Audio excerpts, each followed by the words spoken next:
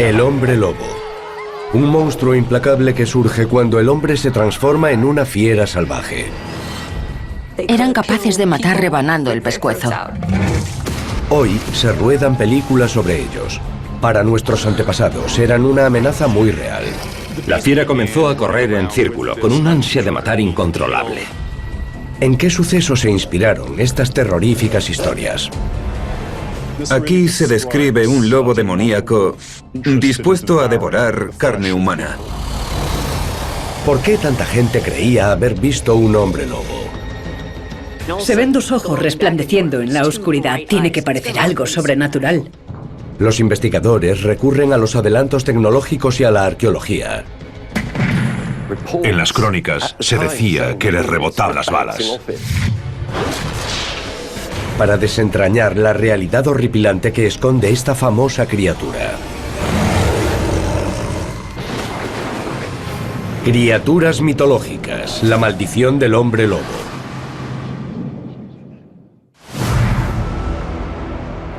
Durante siglos, los europeos creyeron en un monstruo sanguinario. El hombre lobo. Esta fiera, mitad hombre, mitad lobo, descuartizaba a las víctimas con sus colmillos y sus garras, antes de transformarse de nuevo y adoptar su forma humana original. El hombre lobo es la combinación perfecta entre el ser humano y el monstruo. Antiguamente existía una gran conexión con los animales. Se creía que estábamos en el mismo nivel. Por eso no sería descabellado pensar que alguien pudiera convertirse en un animal o viceversa. El hombre lobo ha protagonizado más de 100 películas. Se ha convertido en uno de los monstruos más famosos de Hollywood. Pero la creencia en estas fieras asesinas comenzó miles de años antes de su aparición en las pantallas. Había cuentos sobre hombres lobo antes de la invención de la escritura. No pueden ser más antiguos. Una de las primeras referencias a esta fusión entre el hombre y el lobo se produce en un antiguo mito griego.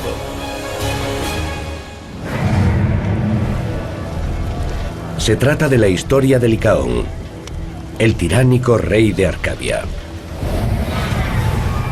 Como desafío a Zeus, dios supremo, Licaón mata a su propio hijo. Sirve la carne del hijo en un banquete para probar si Zeus, como dicen, lo sabe todo. Zeus se da cuenta de la macabra estratagema, resucita al niño sacrificado y transforma a Licaón en lobo. El castigo de Licaón es que su aspecto externo irá en consonancia con su bestialidad interior. Es posible que en la antigua Grecia la idea de combinar seres humanos con otras especies fuese cosa de leyendas. Pero los expertos han encontrado en el Reino Unido pruebas asombrosas. Demuestran que en Europa la gente creía realmente que podían combinarse animales distintos. El arqueólogo Michael Russell y su equipo trabajan en una excavación de hace 2000 años. Han desenterrado los huesos de 50 animales y 55 humanos. Pero muchos están colocados de una forma extraña. Aquí tenemos un cráneo de vaca. Está separado del cuerpo. Se le arrancó la mandíbula y se colocó exactamente encima de esta mandíbula de caballo. Se unen ambas partes para crear un ser real y físicamente sobrenatural. Esta combinación de dos especies reales en una extraña fiera es inquietantemente similar al hombre lobo híbrido del mito. Hay indicios de que estos extraños híbridos se unieron momentos después de que murieran. No arrancaron la carne. Los dientes están intactos. Este cráneo no estuvo dando vueltas por ahí. Es de una res recién sacrificada. Cuando lo enterraron, estaba completo, con la carne. Lo más curioso es que Miles ha encontrado esqueletos humanos combinados con otras especies. Hay huesos de distintos animales que parecen reflejar la forma de una joven. Cráneo y cráneo. Torso y torso. Extremidades y extremidades. Han desmembrado 2 animales y han colocado los miembros de un modo más o menos anatómico. Después le han dado la vuelta para que la cabeza de ella coincida con las de ellos. Lo más extraño es que se sabe que no murió por causas naturales. La sacrificaron. Hemos visto un corte profundo en la clavícula, lo que nos indica que le cortaron la garganta. Las marcas son un indicio de que esta tribu creía que se podía dar vida a criaturas de especies mezcladas. La sangre de ella drena a este animal híbrido. Su fuerza vital se introduce en la criatura híbrida que está debajo. Hace 2000 años, este pueblo mató a uno de los suyos para honrar a una fiera mutante que creían que era divina.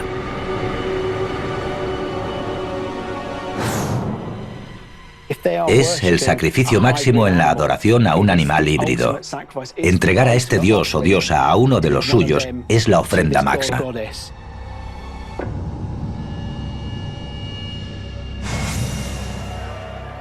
Pero esta idea no se limitó a la antigüedad. 1000 años después, los vikingos quisieron fundirse con una especie en particular. El lobo.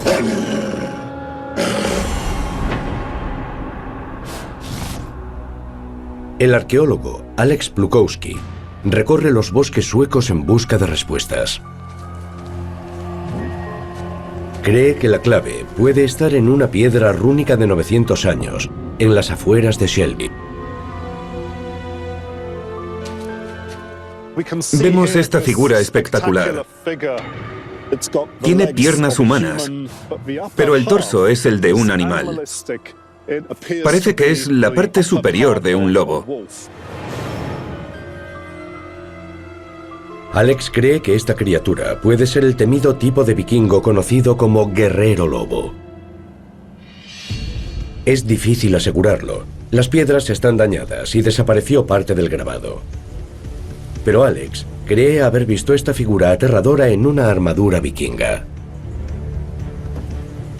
Aquí vemos una figura cubierta por una piel de lobo. Sostiene 2 armas, una lanza y una espada. Es posible que ambas sean representaciones de guerreros lobo. Puede ser que la figura de la runa portara un arma como la que lleva este guerrero. Las inscripciones de la piedra demuestran que este hombre tuvo mucho poder. Estas letras se grabaron en la piedra y se pintaron. Es el alfabeto de la era vikinga. Aquí dice que el hijo erigió la runa en memoria de su padre. El padre homenajeado es esta figura en movimiento, quizá camino de una batalla. Este guerrero lobo pudo haber sido una figura muy respetada, quizá temida. Es algo que se ve claramente en la imagen poderosa que usaron para honrarlo. Estos vikingos formaban un grupo de élite de guerreros conocidos por su fiereza. El lobo era un animal poderoso, al que imitaban los guerreros en la batalla y más allá. Para muchos, estos supersoldados eran más que simples hombres. En las crónicas de las guerras vikingas se habla de ellos como metamórficos. En la conquista de Noruega, el jefe vikingo Harald Ferhar se enfrentó a ejércitos de miles de hombres. Luchó con un grupo de guerreros legendarios que no portaban armadura. Simplemente una piel de lobo que les confería un poder sobrenatural. Se creía que en el fragor de la batalla podían canalizar el espíritu de un lobo. Eso los hacía invencibles, capaces de matar de un solo golpe. Dice la leyenda que Harald, con estos guerreros lobo a su lado, conquistó Noruega. Los guerreros antiguos adoptaban un animal para hacerse fuertes en la batalla.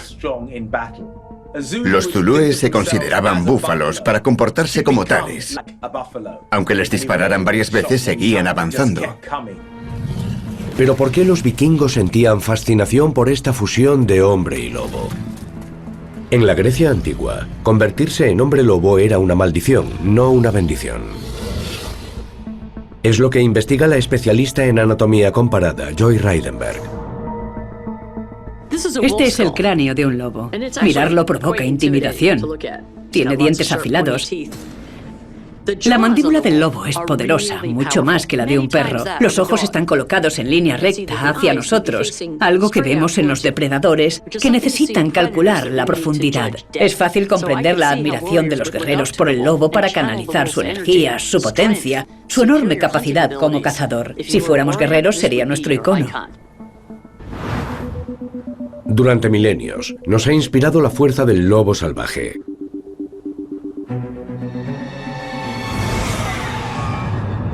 En pinturas rupestres francesas de hace 3000 años, se ve un chamán transformado en el espíritu de un animal con garras y cola de lobo. Hace 3000 años, los chamanes de los nativos americanos se arrancaban los dientes y los sustituían por colmillos de lobos para conseguir cazar como este depredador. Hace 1000 años, los abanderados romanos se vestían con pieles de lobo para multiplicar el coraje cuando se acercaban al enemigo.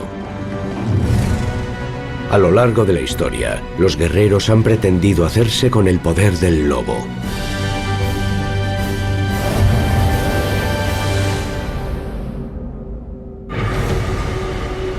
La fusión de hombre y fiera fue algo admirable para muchos de nuestros antepasados. Pero más tarde, en la Europa del medievo, esta transformación empezó a temerse y a odiarse.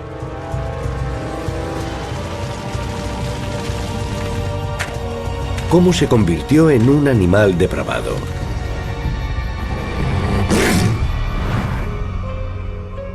Alex Plukowski cree que la imagen de Hollywood del hombre lobo surgió en un libro escrito en Inglaterra en 1847. El novelista George W. Reynolds impresionó a los lectores con una reveladora escena de transformación en su novela Wagner, el hombre lobo. En palabras de Reynolds, cae la noche y un hombre se revuelca en el suelo, víctima de horribles convulsiones. Su elegante semblante se alarga hasta alcanzar la forma de una fiera salvaje. Su indumentaria se hace harapos, se transforman las piernas y los brazos, y con un aullido estremecedor y agónico, el desgraciado echa a correr no ya como hombre, sino como lobo monstruoso. En esta realista transformación, vemos el nacimiento del clásico hombre lobo de Hollywood. Esta mutación visceral fue la inspiración de las películas de terror de Hollywood y asentó la reputación malvada del hombre lobo. Pero ¿de dónde sacó Reynolds la idea de este monstruo? Los escritores como Reynolds pudieron inspirarse en distintas publicaciones escritas siglos antes, cuando se consideraban hechos reales. Alex está buscando un documento sobre hombres lobo que causó un gran impacto. Se dirige al Palacio Lambeth en Londres para leer un manuscrito de 500 años de antigüedad sobre un suceso horrible. Detalla el juicio de un hombre llamado Peter Stump y explica por qué esta fiera aterrorizaba a nuestros antepasados. Es uno de los relatos más espantosos sobre hombres lobo que hay en Europa. No es un cuento, es un juicio real en el que se acusó, juzgó y ejecutó a Stump por crímenes cometidos como hombre lobo. En 1589 se produjo una serie de asesinatos en Bedburg, Alemania. Fueron 13 niños y 2 mujeres embarazadas los que sufrieron ataques mortales. El principal sospechoso era un granjero de la zona, Peter Stump. En el juicio confesó ser un hombre lobo y culpable de las muertes. El castigo fue brutal. El verdugo ató a Stump a una rueda y le arrancó trozos de carne con tenazas al rojo vivo. Lo desmembró, quemó el cuerpo y clavó la cabeza en una estaca como aviso. En el siglo XVI, los hombres lobo tenían el mismo estatus que las brujas y los demonios. Estaban entre los malos más temidos de Europa. Europa vivió un gran temor religioso en los siglos XVI y XVII. Había una gran agitación en la Iglesia, lo que desembocó en persecuciones religiosas. Peter Stump fue uno de los muchos acusados de transformarse en hombre lobo. Hubo cientos de condenados, torturados y asesinados por este presunto crimen. Los archivos muestran que el hombre lobo al que temía la gente era muy diferente de la fiera mitad hombre, mitad lobo del cine de Hollywood. En la primera imagen se ve casi el híbrido, pero muestra la metamorfosis, porque después se transforma completamente en un lobo. Mantiene los sentidos, mantiene la mente, y eso es lo que le hace ser un hombre lobo. Es una criatura menos fantástica que podía merodear por el bosque, por las zonas próximas a ciudades y aldeas. En obras contemporáneas, como la serie Underworld, el hombre lobo adopta una postura erguida y tiene características humanas. Pero en la Edad Media no vemos esta imagen que mezcla el cuerpo del lobo y el cuerpo del hombre. El hombre se transforma literalmente en un lobo feroz, enorme y poderoso.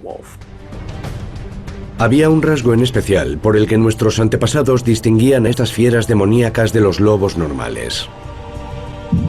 Los ojos. Se dice, Peter se transformó en un lobo sanguinario y devorador, con grandes ojos que resplandecían en la oscuridad como ascuas.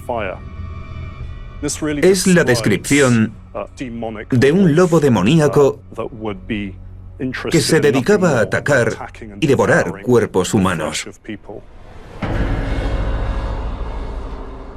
La anatomista Joy Reidenberg investiga por qué la gente podría creer que había visto los malvados ojos de un hombre lobo.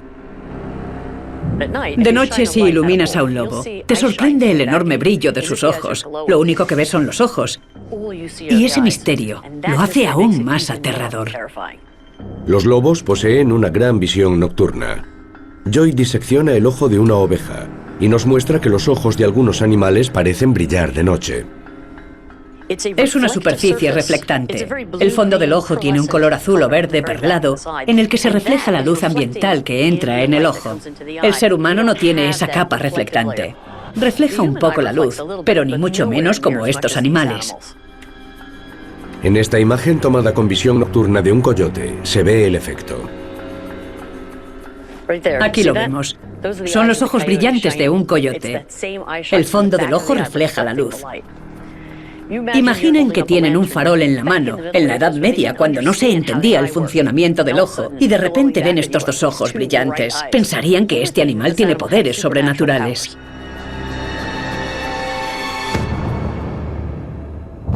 Alex Plukowski cree que el hombre lobo no solo era malvado gracias a los ojos.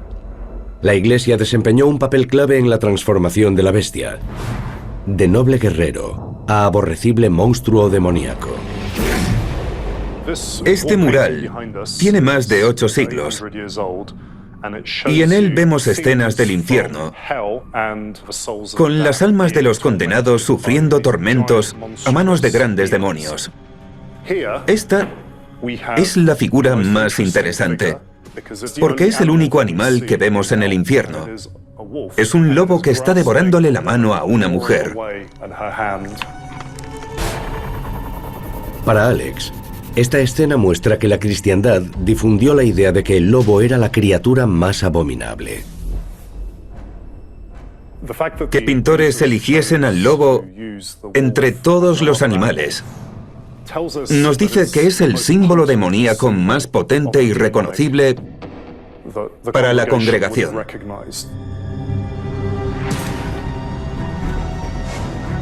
La Iglesia perseguía a los pecadores que hacían pactos con el diablo cuando se transformaban en hombres lobo. Pero ¿cómo creía la gente que se producía esta espantosa metamorfosis? Hallamos pistas en el archivo de un juicio de 1521 en Francia.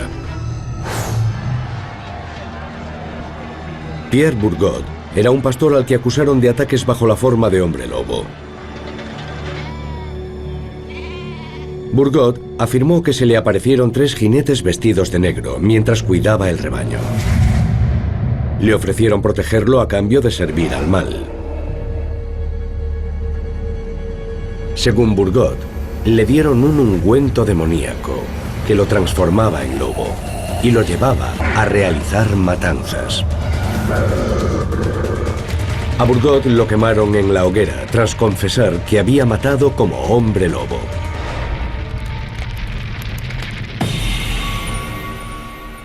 En varios de estos juicios se menciona un ungüento mágico. Alex Plukowski pretende descubrir si había sustancias reales tras estas confesiones. Examina un libro de pociones de un autor condenado por la Iglesia Católica. En este párrafo se explica cómo hacer creer a alguien que se ha transformado en un ave o una fiera. Al parecer, con estos ingredientes, se crea una sustancia alucinógena capaz de alterar el estado mental y convencernos de que nos hemos convertido en otro animal. Es improbable que solo con las pócimas se explique por qué tantos creían haberse transformado en hombres lobo. Alex sospecha que intervenía otro factor. Un potente veneno, el ergot, un hongo con forma de colmillo. En el folclore alemán se dice que en los campos de centeno crece una sustancia conocida como diente de lobo. Se trata del ergot o cornezuelo, un hongo que puede estar relacionado con las criaturas populares más temidas que frecuentaban los campos de centeno, el llamado lobo del centeno. Dice la leyenda que el lobo del centeno es un demonio que adopta forma de lobo. Merodea por los campos de centeno, esperando a que el granjero recoja la cosecha. El lobo del centeno acecha a su presa y se dispone a actuar. El lobo del centeno ataca y muerde al granjero, condenado a transformarse en lobo.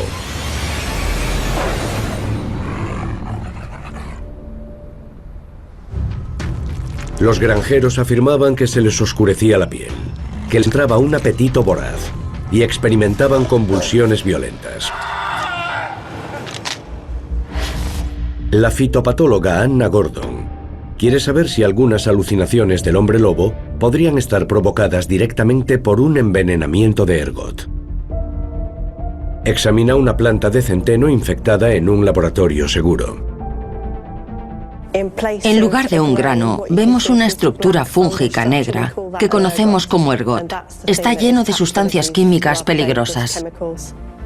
Si se ingieren estos 2 trozos de ergot, el efecto sobre el cerebro humano es devastador. Hace 5 siglos se desconocían sus peligros. El hongo se molería con los granos de centeno y así se elaboraría pan envenenado. El centeno era una de las principales fuentes de alimento de la Edad Media. Si se infectara un campo, se provocaría un problema enorme. Si un año la cosecha era mala, se verían obligados a ingerir reservas de grano que contenían más ergot, sin saber el efecto que causaba. Vemos en un escáner tridimensional una planta infectada por la sustancia letal. Esta masa azul es el hongo. Las sustancias químicas llegarían al cerebro y provocarían distintos síntomas, entre ellos efectos alucinógenos poderosos. Hace siglos era mucho más probable que la gente viera un lobo salvaje. ¿Influía esto en sus alucinaciones?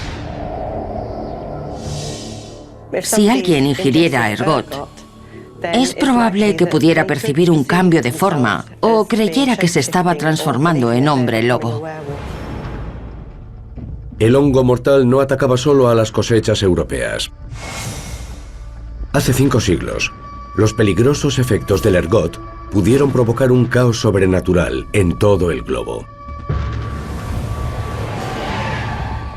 En 1692, en Salem, Massachusetts, cayeron enfermas unas niñas con síntomas de un posible envenenamiento por ergot. Sufrían grandes alucinaciones y estaban convencidas de que las habían maldecido. Acusaron de brujería a sus vecinas. Se propagó el pánico en la comunidad y se juzgó a más de 200 mujeres. Muchas fueron declaradas culpables. Ejecutaron a 19 y 4 murieron en prisión.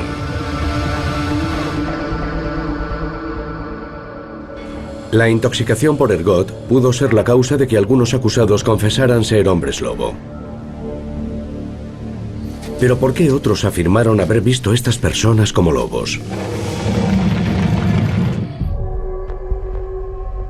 Quizá haya pistas en un juicio de hace 500 años. Gilles Garnier vivía en los bosques del este de Francia a finales del siglo XVI. Era un marginado que no se mezclaba con los lugareños. Los testigos afirmaron haber visto una noche su cara, con pelo y barba largos, en el bosque, en un lugar en el que un lobo había atacado a una niña. En el juicio, Garnier confesó que la había matado mientras era un lobo. El tribunal lo declaró culpable de ser un metamórfico, el más vil de los crímenes. En lugar de encerrarlo, lo quemaron en la hoguera. Cuando avanzan las sociedades, suelen dejar atrás hombres salvajes como los hombres de las montañas de la mitología americana. Parecen osos pardos. Comen en el mismo hábitat. Cazan como el oso pardo.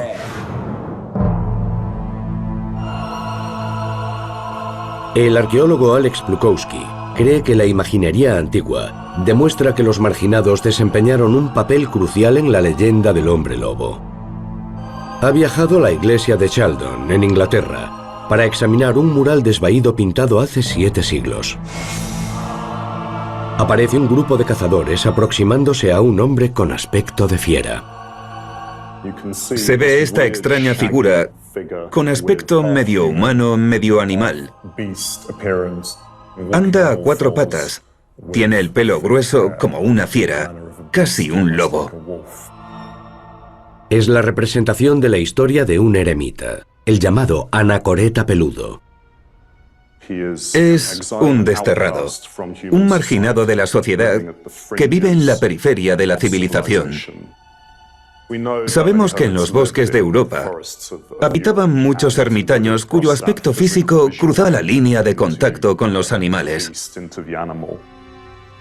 Eran personas a las que se miraba con recelo y se temía. Tenían un aspecto extraño, no se afeitaban, llevaban el pelo largo. Eran personas tachadas de marginados. Nadie confiaba en ellas, no eran vistas como humanas. Ese aspecto cercano a las fieras pudo contribuir a la idea de que fueran hombres lobos. La profesora Joy Reidenberg cree que hay otro factor psicológico con un papel más importante si cabe en el mito del hombre lobo: las enfermedades misteriosas. Investiga la hipertricosis, conocida antiguamente como síndrome del hombre lobo. Es una enfermedad que provoca exceso de vello. Si nos fijamos en las caras, vemos lo que parece ser pelaje, pero que no es más que pelo que cubre una zona amplia, desde las mejillas hasta el cuello y el pecho. Es fácil entender que se asociara la hipertricosis con ser un hombre lobo. En épocas menos avanzadas sería muy difícil la vida para alguien con esta dolencia. Sería más probable verlos en un circo que caminando por la calle.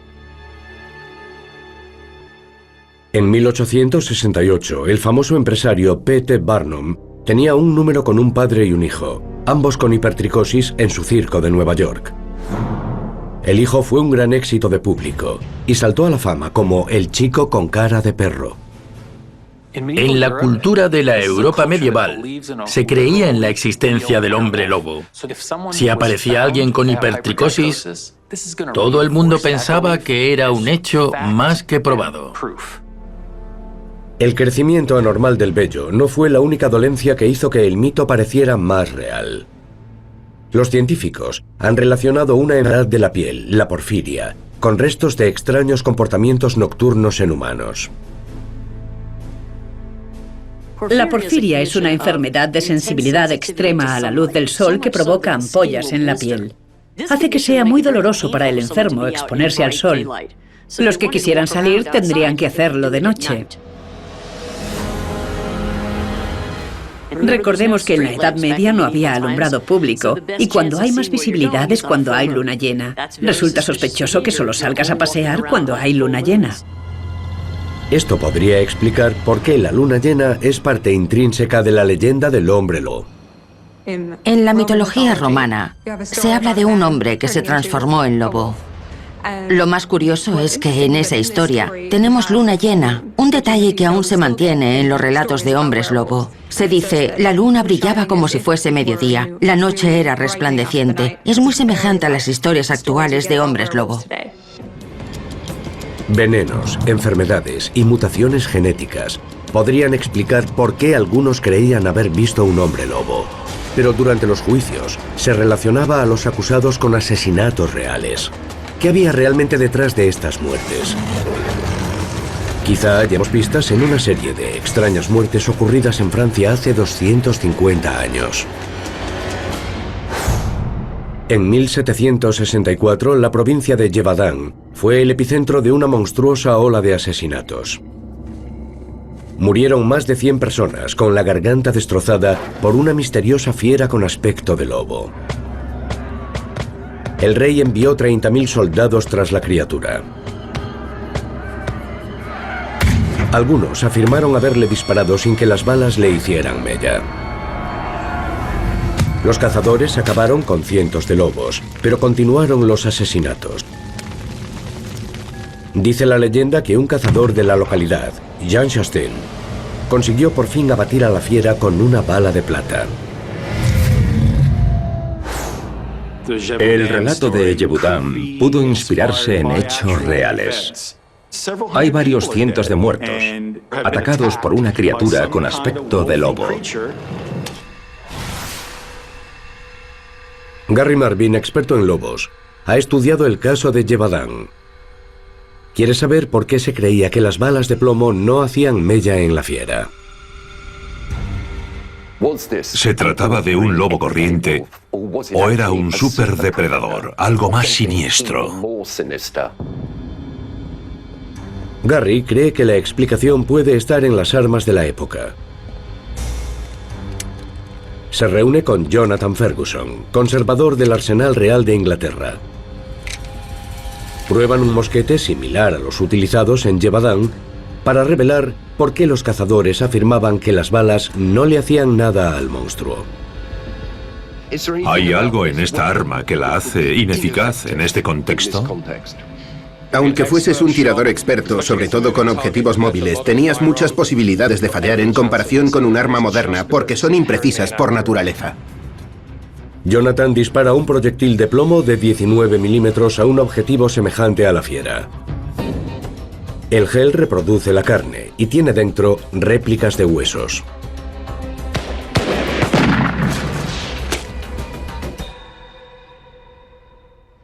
Hemos conseguido alcanzar el objetivo de refilón. Es una herida superficial que no afecta al hueso. Este disparo no conseguiría detener a la bestia. Los mosquetes del siglo XVIII eran potentes, pero poco precisos. Los proyectiles que alcanzasen objetivo solo le rasparían la piel. A pesar de que los cazadores dieran en el blanco, la criatura parecía insensible a las balas y se adentraría en el bosque para volver a atacar. Por eso se creía que había algo sobrenatural o siniestro en esta criatura. Es muy improbable que una bala de plata fuese la solución para liquidar a la bestia. La plata es un metal más ligero y por lo tanto menos efectivo. Los historiadores creen que se añadió a la leyenda casi 2 siglos después por la reputación mágica de la plata. La plata poseía determinadas características de pureza religiosa. Al introducir ese elemento en el cuerpo del malvado hombre lobo, se neutralizaría el mal que llevaba dentro. Garry cree que la dificultad de realizar un disparo mortal fue la verdadera razón de que se considerase una bestia invencible. Los lobos reales, no un depredador sobrenatural, siguen siendo los principales sospechosos de estas muertes. Se empezó a creer que el responsable era una única criatura monstruosa, la fiera de Yebudán. Pero lo más probable es que fuesen ataques similares a distintas personas por parte de distintos lobos. En su época se hicieron registros detallados de los ataques. Quizás sean la clave para desentrañar el caso. Garry sitúa los lugares en un mapa. Encuentra 2 muertes en el mismo día a 80 kilómetros de distancia. Un lobo normal no podría recorrer esa distancia para volver a matar el mismo día. No es lo que se espera de un único ejemplar. Garry estudia imágenes de lobos atacando un caribú para entender cómo una manada de lobos pudo haber causado tantas muertes.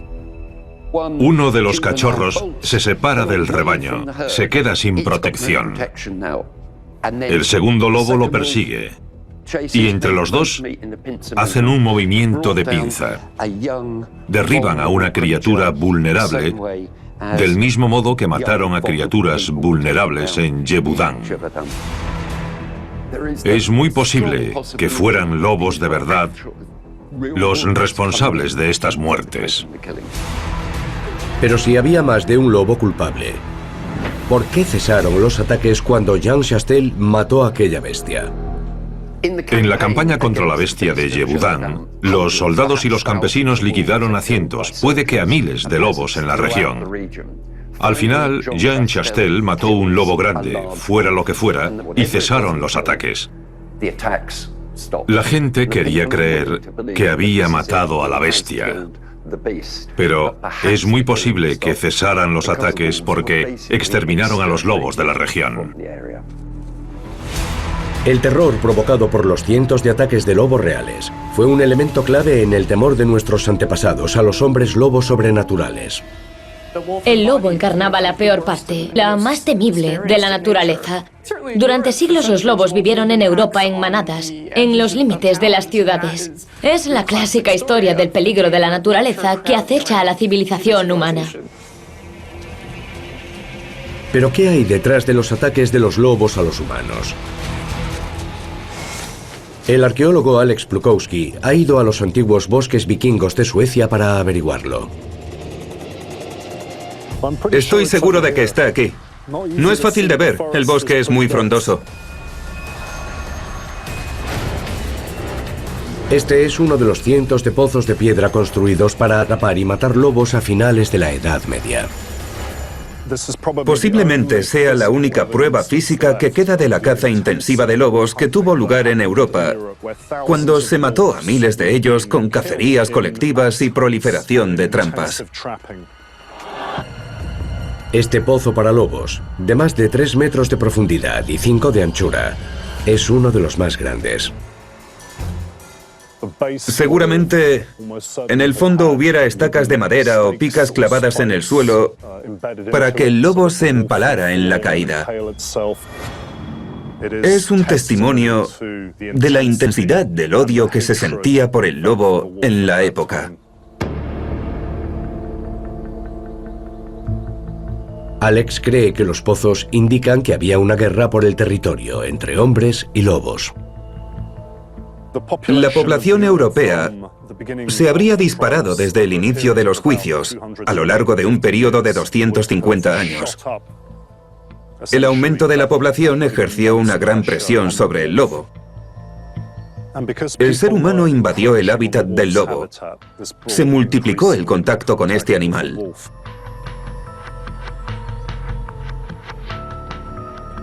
Las cacerías exterminaron a las presas naturales de los lobos salvajes en Europa, que tuvieron que buscar alimento en otros lugares.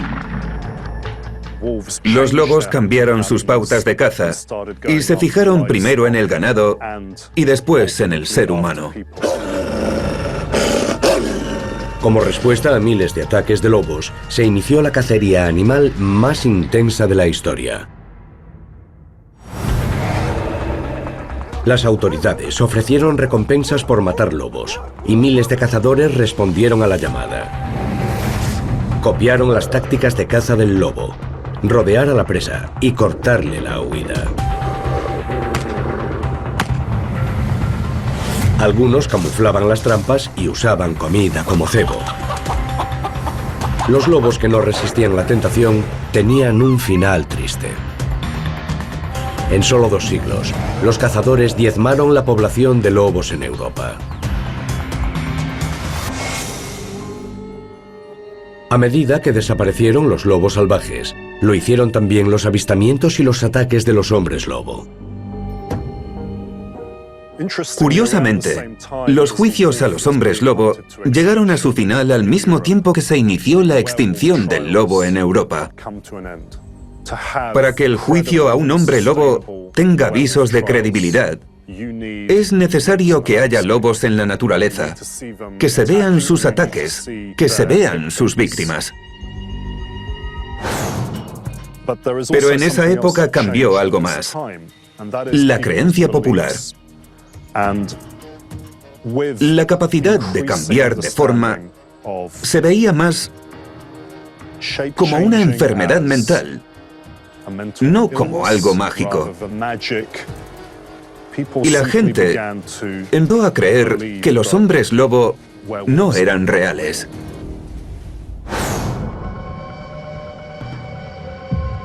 En 1720, tuvo lugar el último juicio a un hombre lobo. Después de varios siglos, la histeria llegó a su fin.